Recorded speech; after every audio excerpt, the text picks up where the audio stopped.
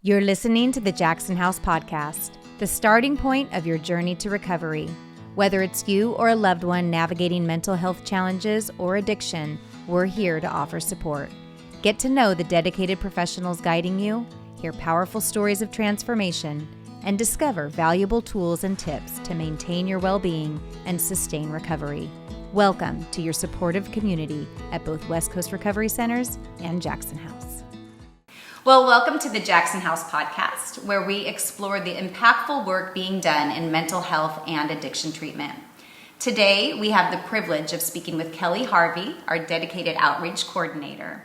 Kelly will share insights into her vital role at Jackson House, where she helps individuals navigate the path to getting the treatment they need. And we will also get to hear Kelly's powerful testimony about her own recovery journey, offering a unique and inspiring perspective on the challenges and triumphs of overcoming addiction. So with that, I welcome Kelly, and thank you so much for being here today, for being willing to share, your role here at Jackson House, and even more importantly, what got you into this field to begin with. Of course. So let's maybe just start there. Okay. Why don't you explain, what is your role here, what you do, and then what inspired you to get into this field? Okay. My name is Kelly Harvie. Thanks for having me, Olivia. I am an outreach coordinator at Jackson House. Actually just started in February. And I have a huge personal passion to help people in recovery. I kind of have a background of being in the legal field for 14 years. So this was a new career change for me. Mm-hmm. I have made one of the best decisions besides getting sober of my life working for Jackson House. And I truly mean that. I felt called one day to kind of change my career, and I wanted to work in recovery for a very long time. I just didn't know, A, what that looked like, B, I wanted to be comfortable in my sobriety before I started working in recovery, and C, I didn't really know where to start. And so one day I reached out to a friend of mine that kind of put me in touch with Allison, and had an interview with her, and it has been wonderful ever since. Yeah. And I truly believe I'm where I'm supposed to be in my career, and I have a personal passion and a personal story of recovery that I've been through, coming up on 7 years of sobriety. It's amazing. So that's why I work in this field, because I believe in the process, and my whole life has changed because I chose to put myself first. Yeah. So before we get into your story, which I can't wait for you to share with everybody, what do you do as an outreach coordinator? Okay.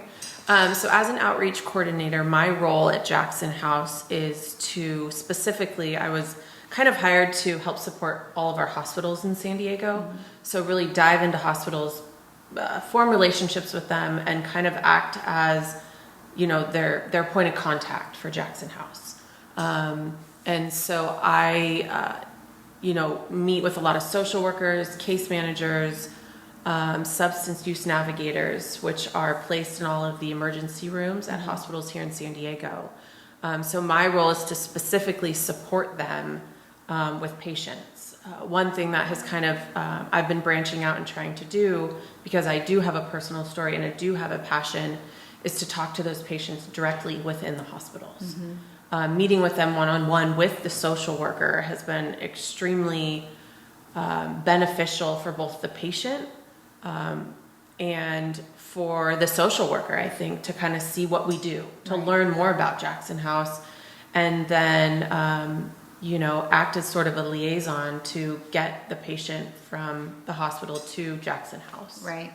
So these patients have, gone into the hospital, and so then you're going in there, introducing yourself to the staff, to the patient, to their social worker, right, letting them know how they can, when they leave that hospital, that they have a place to go to at Jackson House. Correct. And then, facilitating it above and beyond from there too. Right.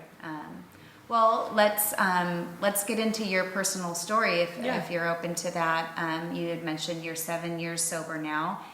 Coming up. Yeah. Coming up 7 years sober. September 7th. Which is amazing. Yeah. 7. Yes. So take us back. What was Yeah. happening before 7 years, and what was your life like then? Okay. Maybe start us there. Yeah, so I have always been a big drinker. I've always been one that could drink a little bit more than everybody else, and the repercussions were always a little bit bigger than anyone. And so I think when it really started to become a problem was when I have a 9-year-old. She's 9 now, almost 10 in August. So she would have been like 2, 3 at the time? Yes, Okay. Harper was about 2.5, and I had kind of hit my bottom. People talk about bottoms. Mine took a while to get to. I lost my job. I was not paying rent. I wasn't being the best mother I could, and it was sort of like the spiral effect. Right. And I caught myself drinking daily. I had an issue with Adderall and Valium, and it was just layering on top of one another. It was obviously the symptom to the problem, but it became a huge issue. I lost my family, I lost my friends. I was going to lose my daughter, and I had kind of, put myself on my own recovery journey and tried to just stop drinking cold turkey. Not to get too deep, but I ended up actually having a seizure in front of my daughter at a restaurant. So I had gone about 3 to 4 days thinking I could do it on my own. This was a result of you with your withdrawal symptoms. Correct. So this was Kelly thinking she was in control. Sure. Which you can typically think that of yourself quite frequently in your addiction. Yeah. So I had a seizure at dinner. I woke up out of the seizure, and there were firemen there, ambulance. Harper was crying, and I didn't know what day it was. I didn't know what year it was. And from that day forward, I was sent to the ER, and I was just sent home with like a pamphlet to see a neurosurgeon. Not once was my potential addiction issue ever brought to the forefront of what was really going on. But did you know it at that time? I 100% knew it in my deep down in my heart, what was going on. Whether or not I was ready to see that, that's a different question. Sure. So that happened, I'll never forget, on August 15th. And for a month, I checked into treatment on September 15th. But from that August 15th date, my daughter's father picked her up, said, we're done until you can get your life together. My family had the same boundaries that were extremely hard to make for my brothers and my mom and dad. But as a whole, it took that to have Kelly reflect and really come to a point where I had nothing. Yeah. I had nowhere to live. I had, all of my friends were done. The main factor was I didn't have Harper. Yeah. And that was extremely hard for me. Because she was my best friend. And I needed to change. It's amazing how kids do that to you, huh? And she deserved like a happy, healthy mom. And so, but I needed to want help for myself. Sure. I couldn't have just done it just for Harper. I needed to want it for myself. And, even after having that seizure, I didn't stop. Right. It wasn't until I got myself into treatment, and they told me, you can't drink for 7 days before you come. I was so scared at the thought of what that looked like to go to detox that I kind of did it on my own, which is something I would never recommend. You did the detox at home on your own? Right. Which is extremely... Did you have support with anybody to help you through it? I did not. So I then... my mom picked me up and she drove me to treatment, and I did an intensive 90-day inpatient treatment. Yeah. I did 90 meetings in 90 days. It was a life-changing experience. I never thought I could get there. And I just continued to listen to what people told me to do. And I think that being in this field and working with clients and trying to tell them, like, you're worth it. Like, and it's not just a 2-week snap and you're done. It is a whole continuum of care. I did the 90-day inpatient, and yeah, of course, you know, my mind thought, okay, like, I can go home now. Well, at the end of the day, I didn't have a home.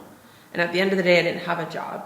And so I knew that I wasn't ready. I knew that there was something that I needed to do. I needed to continue this. I had lived this chaotic lifestyle for 31 years. I was going to ask how long. Yeah. And so for 31 years, obviously not when I was extremely little, but I feel like a lot of these symptoms started very young.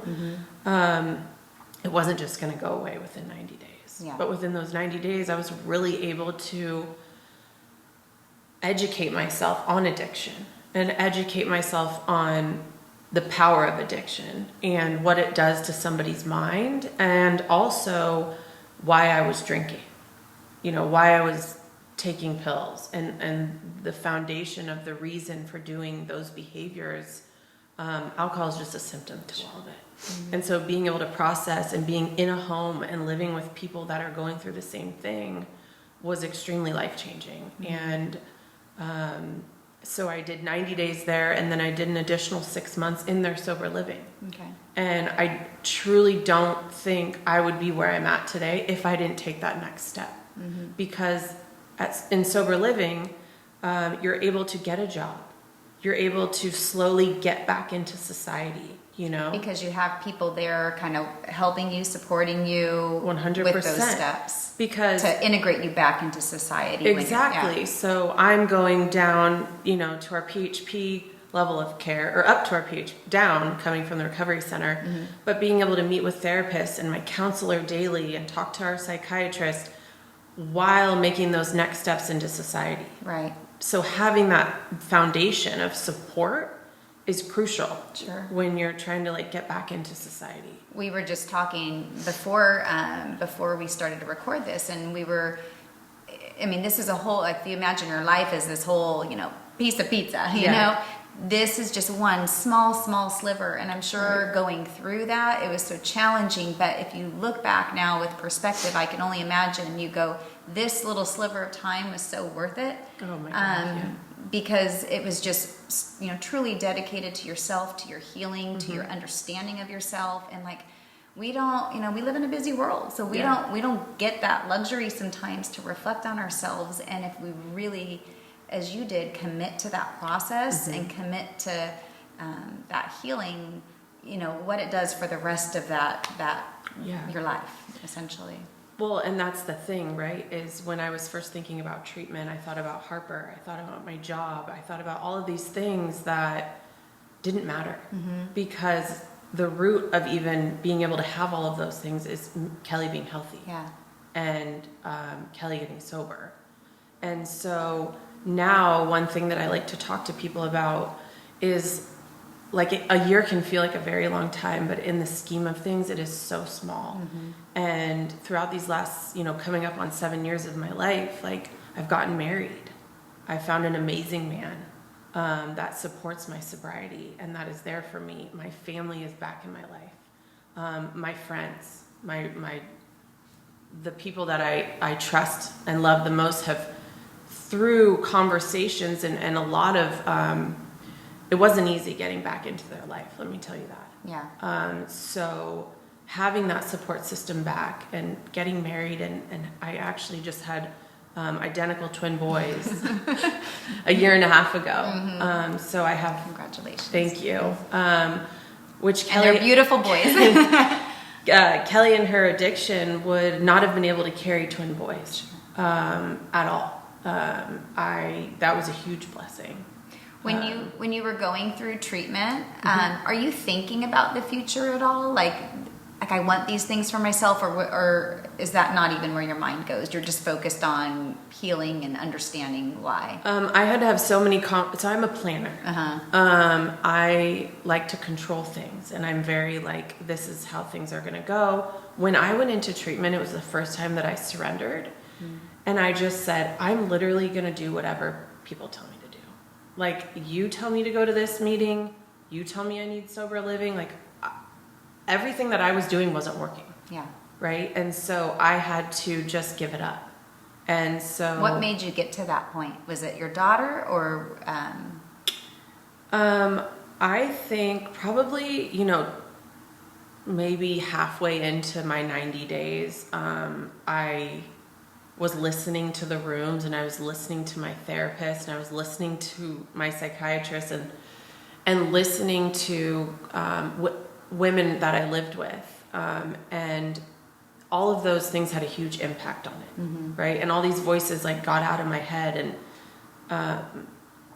I just knew that me planning what the future looked like was only going to probably weigh me down. Obviously, I wanted to get married and have a family, and but I knew, Kelly, like, just take this one day at a time, because that's when you get overwhelmed. And it seemed so far-fetched. And we used to go to this meeting in La Jolla on Sunday nights, and these doctors and these therapists and girls with treatment for like 10 years and all these wonderful stories. And I always thought, like, I really want that. Like, I really want what these people have.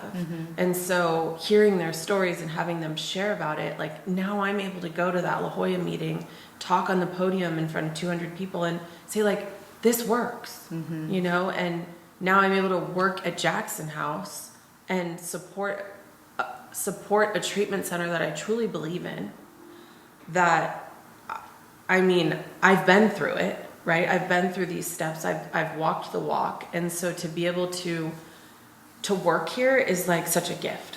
Like, I truly, I'm so thankful that I was given this opportunity. So. Yeah.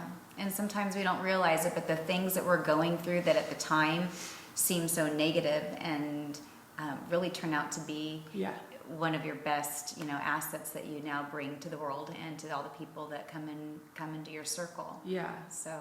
Yeah, a lot of people on the behind the scenes will say, like, Kel, like, how do you do this? Like, how like, do you still have fun? Like, are you still happy? Are you still excited? Like, that's a good question. Do you still feel like you have fun? Oh my God, I have more fun. Good.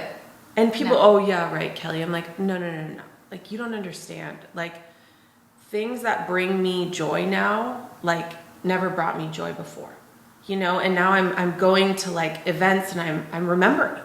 Yeah. And I'm having wonderful conversations with people, and I'm driving everybody home, and I truly believe that the obsession has been removed. The obsession to drink, the obsession to pick something up, through all the hard work I've done, like it's been removed. And you have said you feel like you could have only gotten there had you, or you couldn't have gotten there without really committing yourself to the long-term plan. 100%. Yeah. It's crucial to take every single step. It's crucial to take it slow, to listen to people that have been through that, and to know that, you're where you need to be. Yeah. And it is such a short period of time for such a long, wonderful outcome. Yeah. Right? So, like, I am so thankful that I had the support to kind of take the big step of all of this. You had mentioned something earlier, and I just wanted to ask, you went through the withdrawal symptoms by yourself. What were those symptoms? Do you remember, like, what were you experiencing? I was extremely anxious, very shaky, and I wanted to just continue to consume my time by not trying to think about what was going on. So actually the day that I had the seizure on August 15th, I had taken Harper to the zoo. So I was trying to, I could feel my body just like, almost like shutting down, like just, I like the obsession in your mind and the obsession to want to drink, and the withdrawals of the anxiety. It was the anxiety, and it was I felt sick. Yeah. And so I had that seizure about like 6 minutes after I got to that restaurant, and I was on the 8 West at 5:30. So I had driven 6 minutes prior to me having that seizure. So that's something that I really think about quite frequently. Is Could have how been a lucky very I different am. outcome. Yeah, and that's why I feel like working in this field, and it's like we need to work fast. We need to act fast, and we need to really advocate for these people, because it's like a life or death situation. And as hard as that is to say out loud, like, it is so true. Like, it just takes one thing. Somebody says, well, I don't know about today, maybe tomorrow. Like, let's just like work together and get you into treatment, because like it is life changing. It's that one day that could make the difference. It is. Either way. Right. Yeah. So I was extremely lucky in my situation where I wasn't driving. Yeah. And I was sitting, and I was at a restaurant, and I wasn't operating a vehicle with Harper in it. And that's extremely hard for me to even say out loud. You had also shared with me that while you were in treatment, you grew close to people that were in treatment with you. I did. And made some new friends that way. And then you even experienced some loss, which maybe drove the message into you even more so about how important staying in recovery was. Do you want to share what had happened? Yeah, I would call myself pretty ignorant at the first day of checking into treatment with regards to how severe it was. I had no idea. And addiction and alcoholism, like all of it is a beast. And I witnessed, I think, 6 women pass away within like a 60-day period. And that all happened by them just deciding they didn't want to be there that night and walking out the front door and landing in Mexico and not coming back. A lot of these girls were not from California, so imagine their parents flying here to bury their daughter. And like, that's the reality of it. And I remember I took it extremely hard because one of them was my roommate. And I just was like, she was so good. Like, she was like so awesome. Like, she seemed like, this was her 8th day, and like we were buddies. And it's just so much more powerful than that. Like, addiction is very serious. And you can have one little thought and it can take you all the way to where she landed, which was in a hotel, overdosed. And I never saw her again. So, it's just so serious, and it's the act fast thing. And it's, when I started seeing that become like a repetitive thing while I was in treatment, that's really what brought it to life, where you're just like, wow, like, I have got to stay in my lane. Yeah. I have got to listen to these people that work here. A lot of them had years of sobriety. And I would remember thinking, like, I want what they have. Like, they have families. They seem happy. And I want that. Like, that's what I want. And that's what my sponsor had. And that's what I wanted from my sponsor. And I had a spiritual life coach at the time, and I loved her. Dr. Joan, and I wanted to be her too, and so I think all of that really just kept me focused on the prize, which was at the end of the day getting healthy and providing Harper with a healthy, happy mom. And I have done that now for almost 7 years, and she's very aware of my sobriety, and she's my little accountability factor too. Yeah, So absolutely. She preaches about mom being sober. She does. Sometimes I'm like, okay, Harper.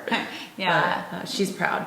Well, and she should be. And you should be of what you've accomplished, because I know it's tough. And for the amount of years, like you said, that you had struggled with this, to be able to go through this treatment and, still, almost 7 years later, still be in recovery and having fun being in that position and seeing what life is all about outside of that prison, I would say, Yeah. is a huge testimony to many people that are, watching, and the people that you get to interact with, every day now. So what advice do you think that you would give to somebody who might be struggling as well? Maybe they're listening here. What would be that piece of advice to them or even to their family? To someone personally, my advice would be like, put everything down and surrender and just be done and know that you're loved and that this change is going to bring you, I could talk about it forever. I think that my advice would be just like stop listening to the voices and the things that your mind is telling you, and just surrender and just know that treatment is just the first step, but it will completely change your life. Like getting sober and just being done with having to take substances and being done with having to drink or being done with having to use drugs. It's like this feeling that it just... A never-ending void. It's a never-ending void. Thanks for taking the words out of my mouth.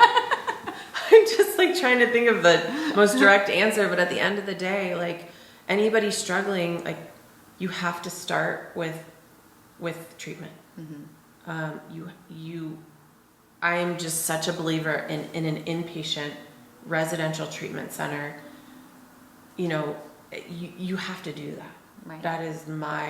That's just, I don't see how you could do it any other way successfully. And with the support around you. What about to the family members of somebody going through something? To the family members, I would say, I know it's extremely hard to do, but you have got to put your boundaries up. The one thing for me personally was when all those people put their boundaries up and there was nothing for me, there was no wiggle room anywhere. There was no support financially. There was nobody wanted anything to do with me. That's when I really thought to myself, like, this is serious.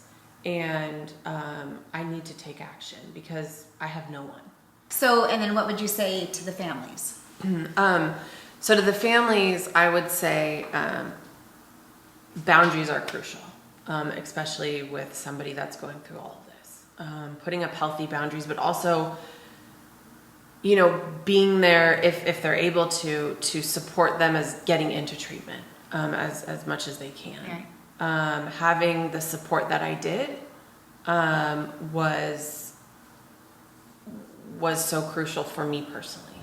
Not everybody has that, and I think that, but to get there, right, to get to the point of having them support me in going to treatment was extremely hard, because at the same time, finally, once the boundaries were set, the walls were up, you're not going to live in the condo anymore, we're sending a sheriff to evict you. All the things that my mom and dad had to do. And they said that was the hardest thing they've ever had to do. Imagine kicking their granddaughter and their daughter out of a condo and potentially making them homeless. And my dad had to do that. And I can't even imagine the pain that he felt. These are people at the end of the day. And I think Jackson House does an amazing job at treating each client as an individual, and as an individual client aside from putting them in groups.